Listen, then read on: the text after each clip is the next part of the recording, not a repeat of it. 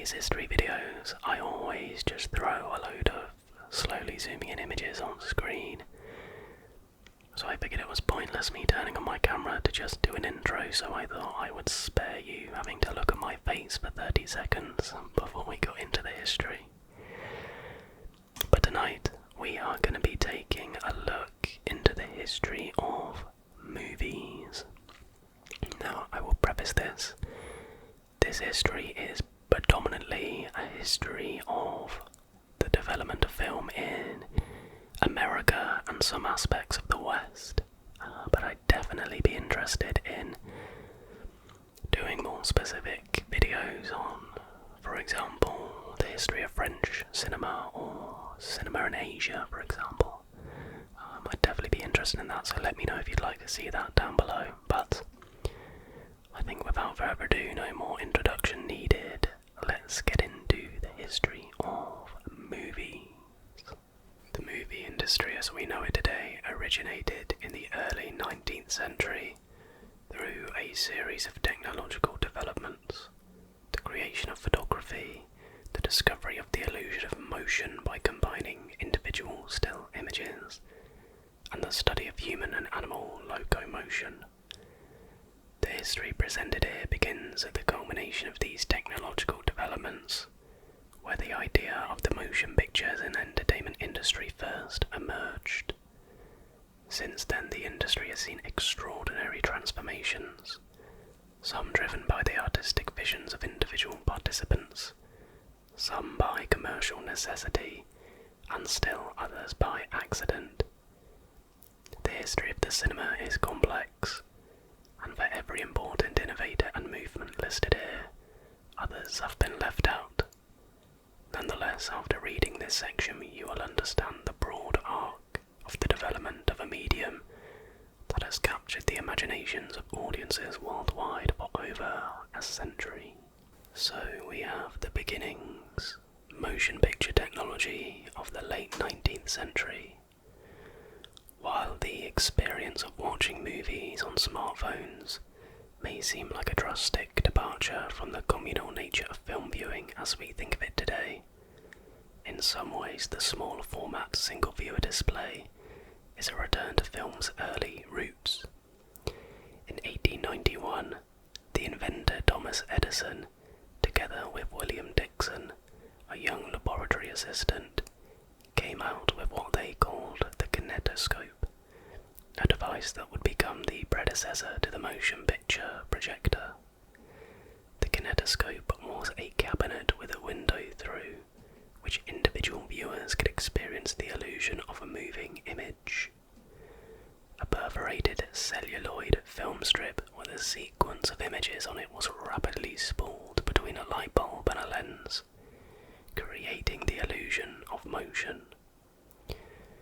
The images viewers could see in the kinetoscope captured events and performances that had been staged at Edison's film studio in East Orange, New Jersey, especially for the Edison kinetograph. Circus performances, dancing women, cockfights, boxing matches, and even a tooth extraction by a dentist. As the kinetoscope gained popularity, the Edison company began installing machines in hotel lobbies, amusement parks, and penny arcades, and soon kinetoscope parlors, where customers could pay around 25 cents for admission to a bank of machines, had opened around the country. However, when friends and collaborators suggested that Edison find a way to project his kinetoscope images for audience viewing, he apparently refused, claiming that such an invention would be a less profitable venture. Because Edison hadn't secured an international patent for his invention, variations of the kinetoscope were soon being copied and distributed throughout Europe.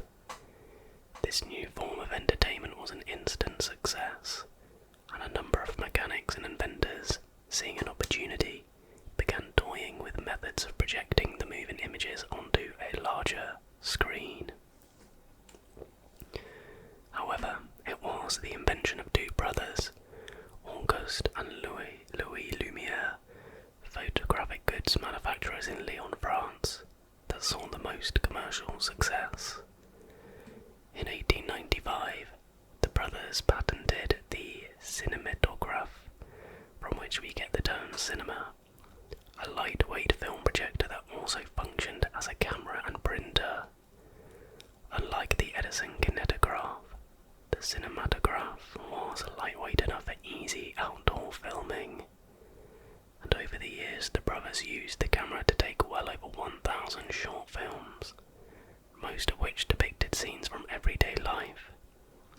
In December 1895, in the basement lounge of the Grand Café, Rue des Capucines in Paris, the Lumieres held the world's first ever commercial film screening, a sequence of about 10 short scenes, including the brothers' first film, Workers Leaving the Lumiere Factory, a segment lasting less than a minute, and depicting workers leaving the family's photographic instrument factory at the end of the day, believing that audiences would get bored watching scenes that they could just as easily observe on a casual walk around the city.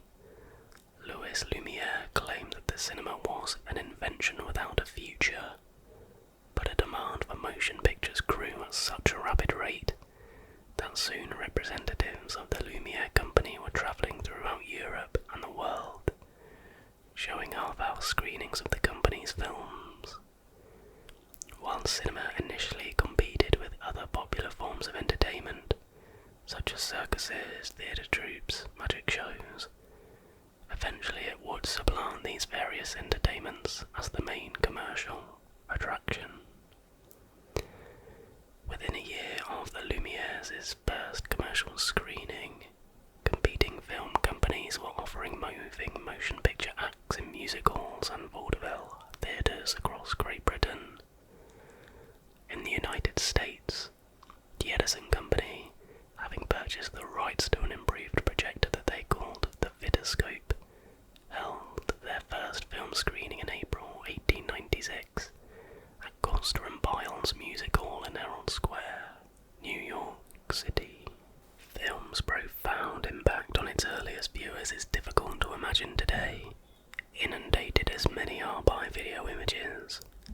However, the sheer volume of reports about the early audience's disbelief, delight, and even fear at what they were seeing suggests that viewing a film was an overwhelming experience for many. Spectators gasped at the realistic details in films such as Robert Ball's Rough Sea at Dover, and at times people panicked and tried to flee the theatre during films in which trains or moving carriages sped toward the audience. Even the public's perception of film as a medium was considerably different from the contemporary understanding. The moving image was an improvement upon the photograph, and this is perhaps why the earliest films documented events in brief segments but didn't tell stories. During this novelty period of cinema, audiences were more interested by the phenomenon of the film projector itself, so vaudeville halls advertised the kind of projector they were using. For example, the Vitascope, Edison's latest marvel, rather than the names of the films themselves. By the close of the 19th century, as public excitement over the moving picture's novelty gradually wore off, filmmakers were also beginning to experiment with film's possibilities as a medium in itself. Technical innovations allowed filmmakers like Parisian cinema owner Georges Méliès to experiment with special effects that produced seemingly magical transformations on screen, such as flowers turning into women, people disappearing with puffs of smoke, a man appeared where a woman had just been standing, and other similar tricks. Not only did Méliès, a former magician, invent the trick film, which producers in England and the US began to imitate, but he was also the one to transform cinema into the narrative medium it is today.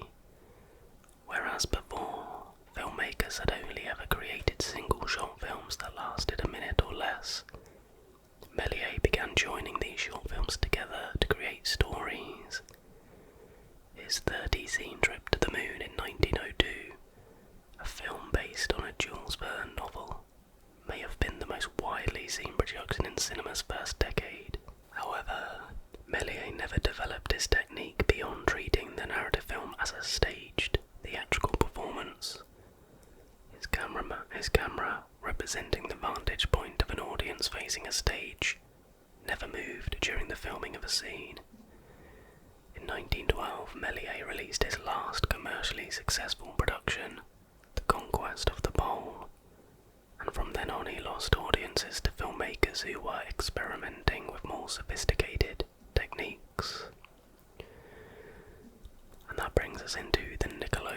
craze, 1904 to 1908. One of these innovative filmmakers was Edwin S. Porter, a projectionist and engineer for the Edison Company. Porter's 12-minute film, The Great Train Robbery, 1903, broke with the stage-like compositions of Méliès-style films for its use of editing, camera pans, rear projections, and diagonally composed shots that produced a continuity of action. Not only did The Great Train Robbery establish the realistic narrative as a standard in cinema, it was also the first major box office hit. Its success paved the way for the growth of the film industry, as investors, recognizing the motion picture's great money-making potential, began opening the first permanent film theatres around the country.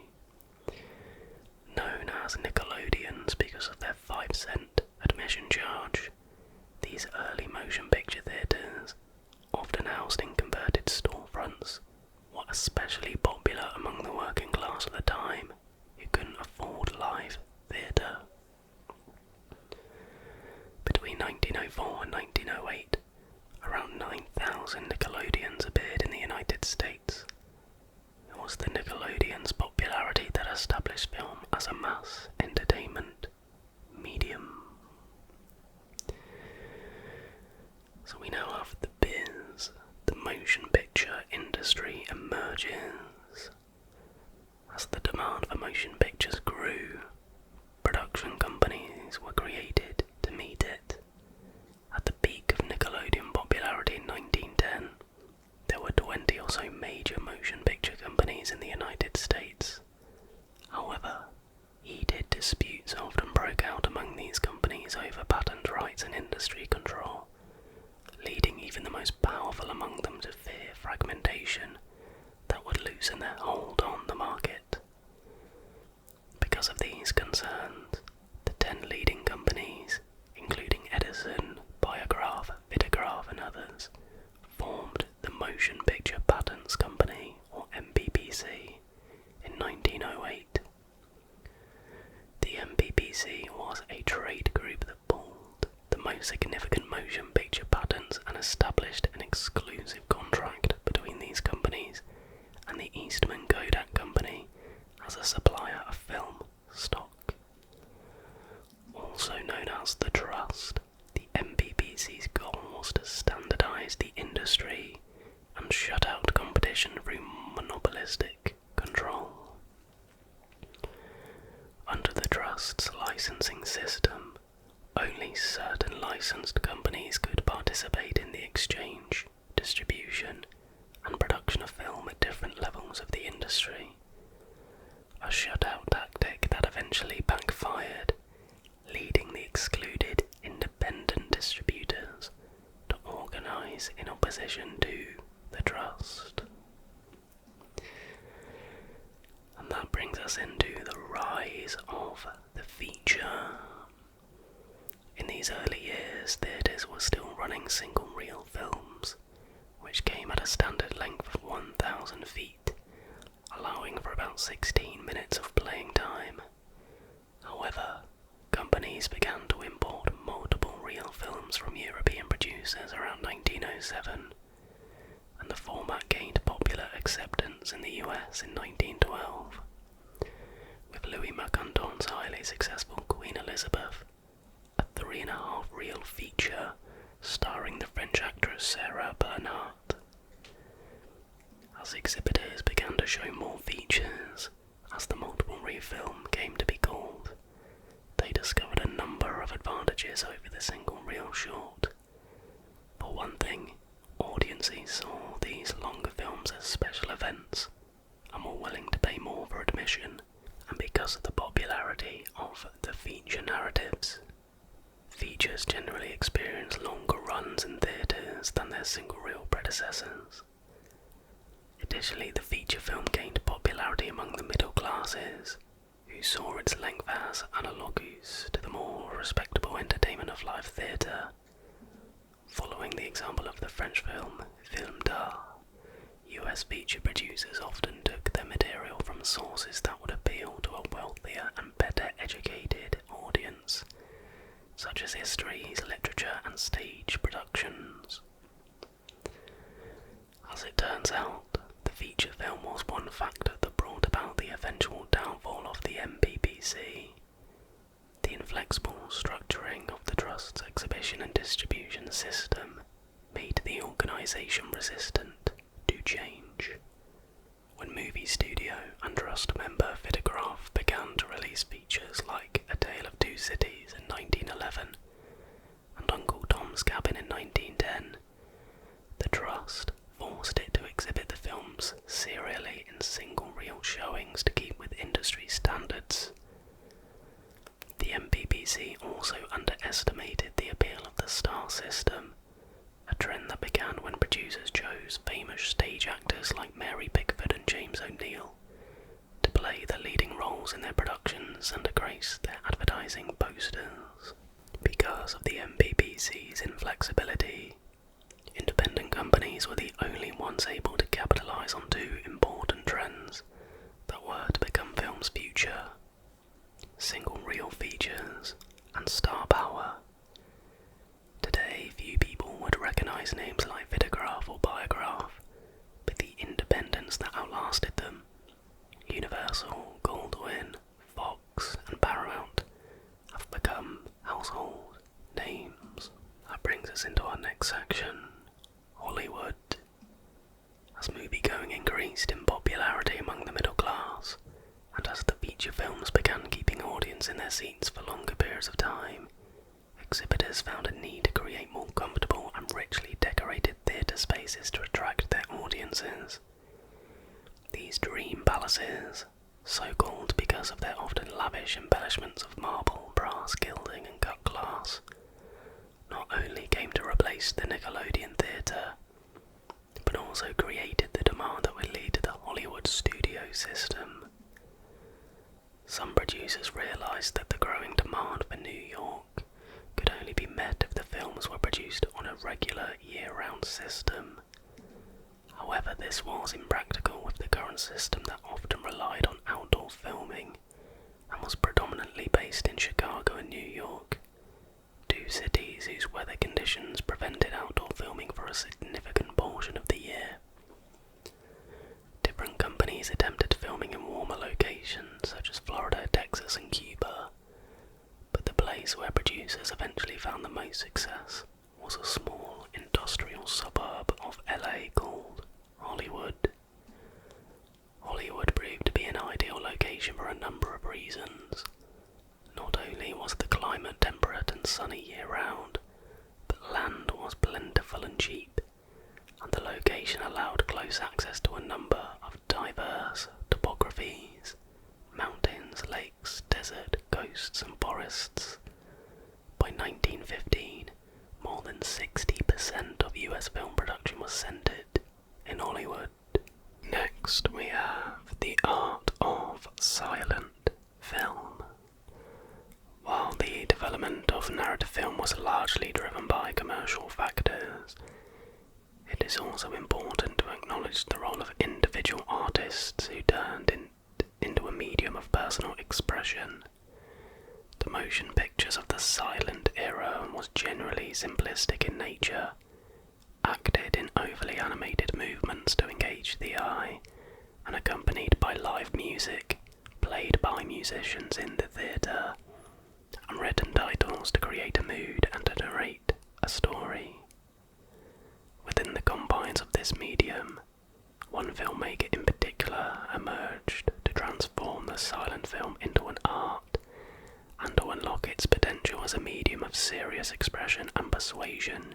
D.W. Griffith, who entered the film industry as an actor in 1907, quickly moved to a directing role in which he worked closely with his camera crew to experiment with shots, angles and editing techniques that could heighten the emotional intensity of his scenes. He found that by practicing parallel editing, in which a film alternates between two or more scenes of action, he could create an illusion of simultaneity. He could then heighten the tension of the film's drama by alternating between cuts more and more rapidly until the scenes of actions converged. Griffith used this technique to great effect in his controversial film The Birth of a Nation, which will be discussed in greater detail later on. Other techniques that Griffith employed to new effect included panning shots, through which he was able to establish a sense of scene and to engage his audiences more fully in the experience of the movie, and tracking shots, or shots that travelled with the movement of a scene, which allowed the audience through the eye of the camera to participate in the film's action. Next we have the MPAA, combating censorship.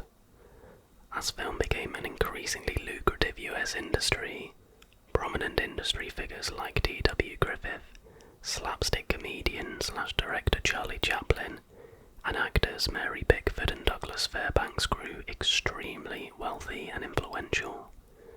Public attitudes towards stars and towards some stars' extravagant lifestyles were divided, much as they are today. On the one hand, these celebrities were idolized and imitated in popular culture, yet at the same time they were criticized for representing a threat on and off screen to traditional morals and social order.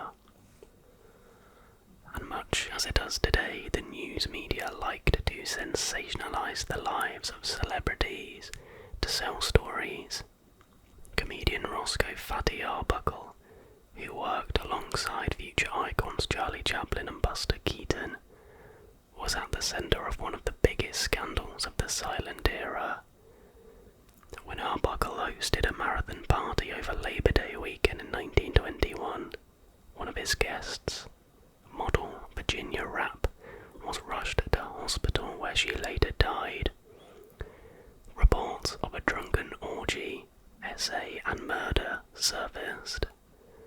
Following World War II, the US was in the middle of significant social reforms such as prohibition. Many feared that movies and their stars could threaten the moral order of the country. Because of the nature of the crime and the celebrity involved, these fears inexplicably tied to the Arbuckle case. Even though autopsy reports ruled that Rapp had died from causes for which Arbuckle could not be blamed, the comedian was tried and acquitted for manslaughter, and his career was ruined. The Arbuckle affair and a series of other scandals only increased public fears about Hollywood's impact. In response to this perceived threat, state and local governments increasingly tried to censor the content of films that depicted crime, violence, and sexually explicit material, deciding that they needed to protect themselves from government censorship and to foster a more favourable public image. The major Hollywood studios organised in 1922 to form an association called the Motion Picture Producers and Distributors of America, later renamed the Motion Picture Association of America, or MPAA. Among other things, the MPAA instituted a code of self-censorship for the motion picture industry.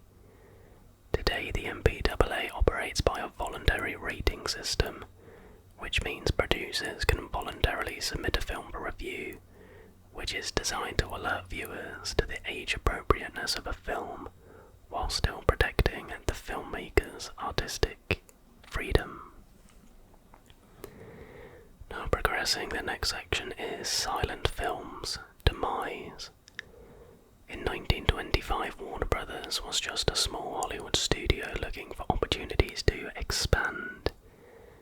When representatives from Western Electric offered to sell the studio the rights to a new technology they called Vitaphone, a sound-on-disc system that had failed to capture the interest of any of the industry giants, Warner Brothers executives took a chance, predicting that the novelty of talking films might be a way to make a quick short-term profit. Little did they anticipate that their gamble would not only establish them as a major Hollywood presence, but also change the industry forever. The pairing of sound with motion pictures was nothing new in itself. Edison, after all, had commissioned the kinetoscope to create a visual accompaniment to the phonograph,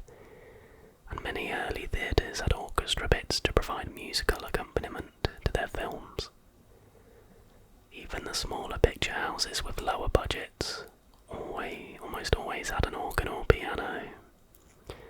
When Warner Brothers purchased Videophone technology, it planned to use it to provide pre-recorded orchestral accompaniment for its films, thereby increasing their marketability to the smaller theatres that didn't have their own orchestra bits.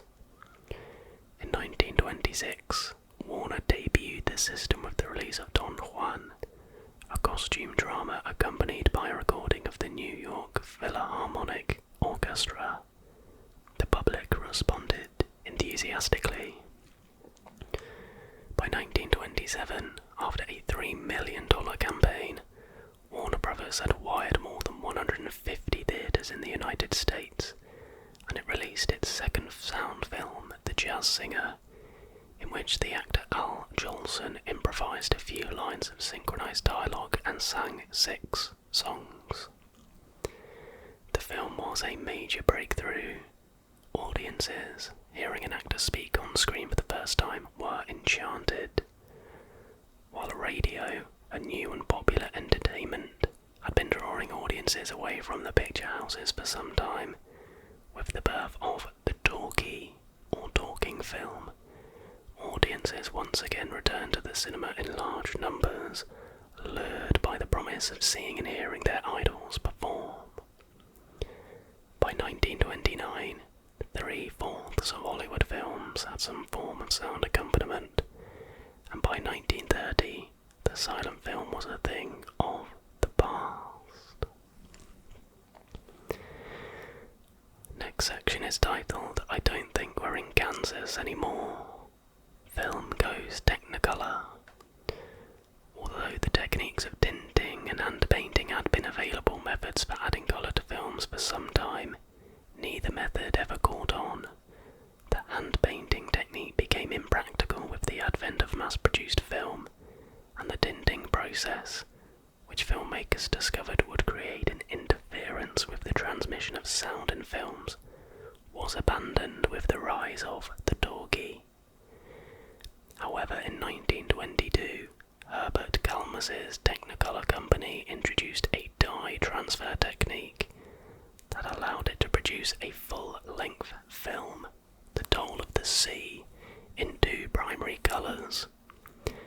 However, because only 2 colours were used, the appearance of The Toll of the Sea in 1922, The 10 Commandments in 1923, and other early Technicolor films were not very lifelike. By 1932, Technicolor had designed a 3-colour system with more realistic results, and for the next 25 years all colour films were produced with this improved system. Disney's 3 Little Pigs in 1933, and Snow White and the 7 Dwarfs in 1936, and films with live actors like MGM's The Wizard of Oz of 1939, and Gone with the Wind in the same year, experienced early success using Technicolor's 3-colour method. Despite the success of certain colour films in the 1930s, Hollywood, like the rest of the United States, was feeling the impact of the Great Depression, and the expenses of special cameras, crews, and Technicolor lab processing made colour films impractical for studios trying to cut costs. Therefore, it wasn't until the end of the 1940s that Technicolor would largely displace the black and white film. That leads us nicely into rise and fall of the Hollywood studio. The spike in theatre attendance that followed the introduction of talking films changed the economic structure of the motion picture industry, bringing about some of the largest mergers in industry history. By 1930, 8 studios produced 95% of all American films, and they continued to experience growth even during the Depression. The 5 most influential of these studios, Warner Brothers, Metro-Goldwyn-Mayer, RKO, 20th Century Fox, and Paramount, were vertically integrated. That is, they controlled every part of the system as it related to their films, from the production to release, distribution, and even viewing. Because they owned theatre chains worldwide, these studios controlled which movies exhibitors ran, and because they owned owned a stock of directors, actors, writers, and technical assistants by contract. Each studio produced films of a particular character. The late 1930s and early 40s are sometimes known as the golden age of cinema, a time of unparalleled success for the movie industry. By 1939, film was the 11th largest industry in the United States, and during World War II, when the US economy was once again flourishing, 2/3 of Americans were attending the theatre at least once a week. Some of the most acclaimed movies in history were released during this period, including Citizen Kane and The Grapes of Wrath. However, post-war inflation, a temporary loss of key foreign markets, the advent of the television, and other factors combined to bring that rapid growth to an end. In 1948, the case of the United States versus Paramount Pictures, mandating competition and forcing the studios to relinquish control over theatre chains, dealt the final devastating blow from which the studio system would never recover. Control of the major studios reverted to Wall Street, where the studios were eventually absorbed by multinational corporations, and the powerful studio heads lost the influence they had held for nearly 30 years. Post-World War II, Television Presents a Threat is the title of this next section. While economic factors and antitrust legislation played key roles in the decline of the studio system, perhaps the most important factor in that decline was the advent of the television. Given the opportunity to watch movies from the comfort of their own homes, the millions of Americans who owned a television by the early 50s were attending cinema far less regularly than they had several years earlier. In an attempt to win back diminishing audiences, studios did their best to exploit the greatest advantages film held over television. For one thing, television broadcasting in the 1950s was all in black and white, whereas the film industry had the advantage of colour. While producing a colour film was still an expensive undertaking in the late 40s, a couple of changes occurred in the industry in the early 50s to make colour not only more affordable, but more realistic in its appearance. In 1950, as the result of antitrust legislation, Technicolor lost its monopoly on the colour film industry, allowing other providers to offer more competitive pricing on filming and processing services. At the same time, Kodak came out with a multi-layer film stock that made it possible to use more affordable cameras and to produce a higher quality image. Kodak's Eastman colour option was an integral component in converting the industry to colour. In the late 1940s, only 12% of features were in colours, but by 1954, more than 50% of movies were in colour. Another clear advantage on which filmmakers tried to capitalise was the sheer size of the cinema experience. With the release of the epic biblical film The Robe in 1953, 20th Century Fox introduced the method that would soon be adopted by nearly every studio in Hollywood, a technology that allowed filmmakers to squeeze a wide-angle image onto conventional 35mm film stock, thereby increasing the aspect ratio of their images.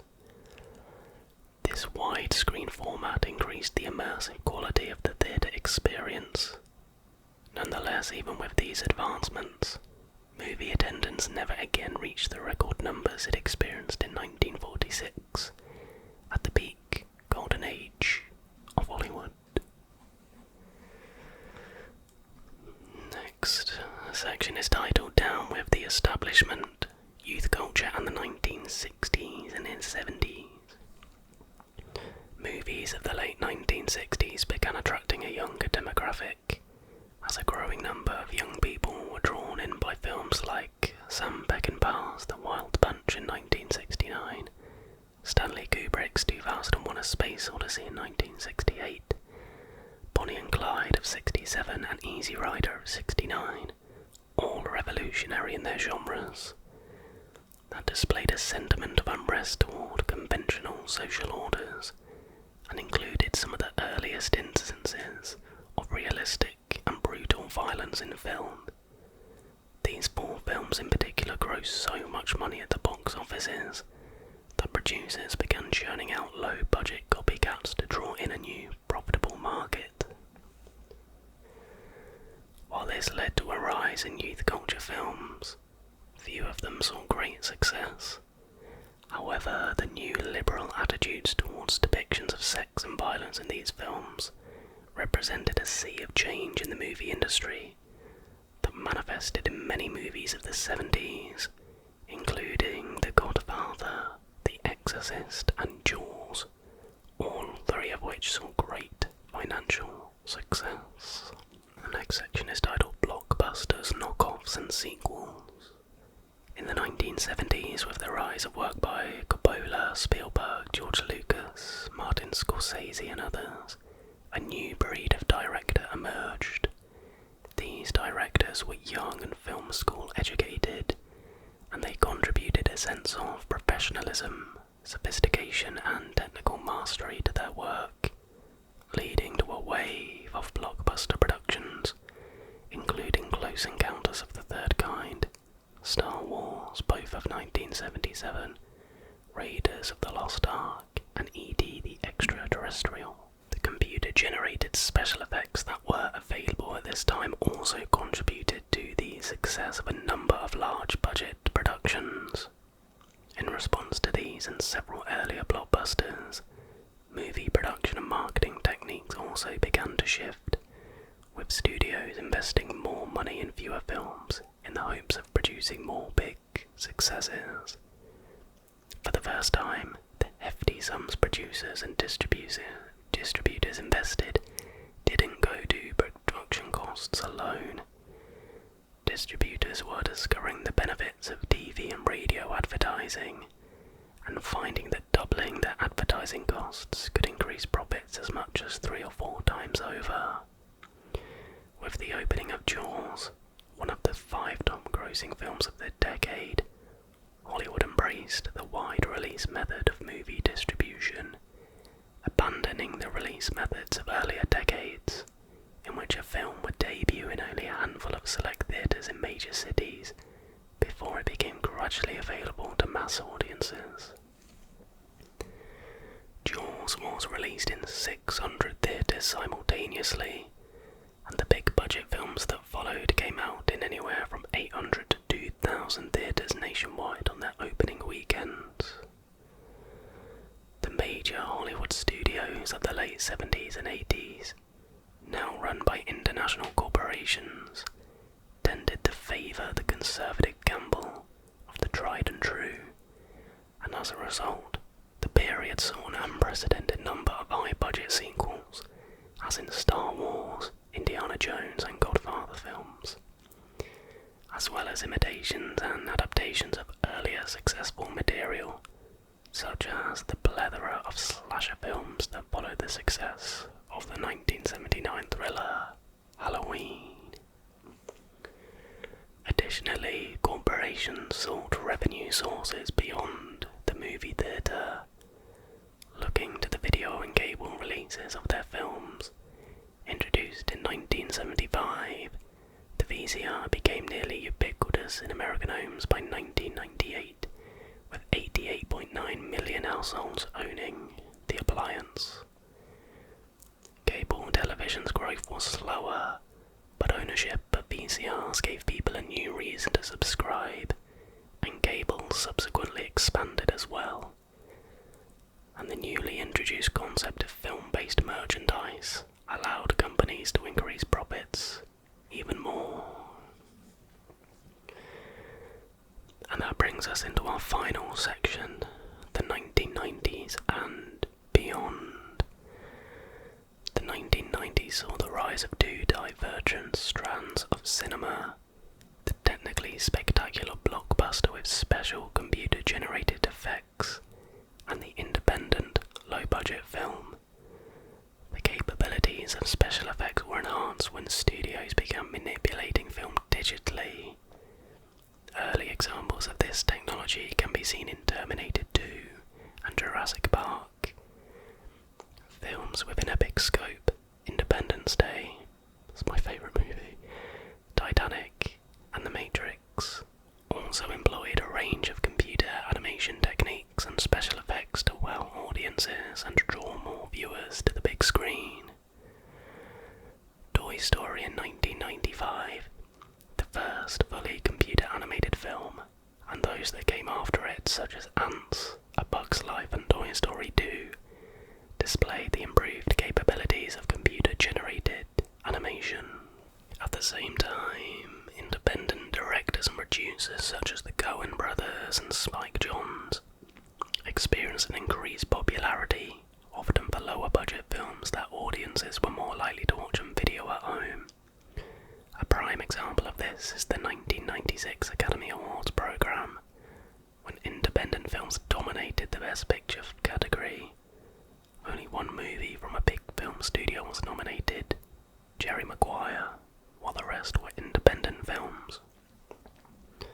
The growth of both independent movies and special effects-laden blockbusters continue to the present day. And then, my friends, is it? Obviously, there have been many more, developments and way more progress made in this century. But I wanted to just give kind of like an overview of,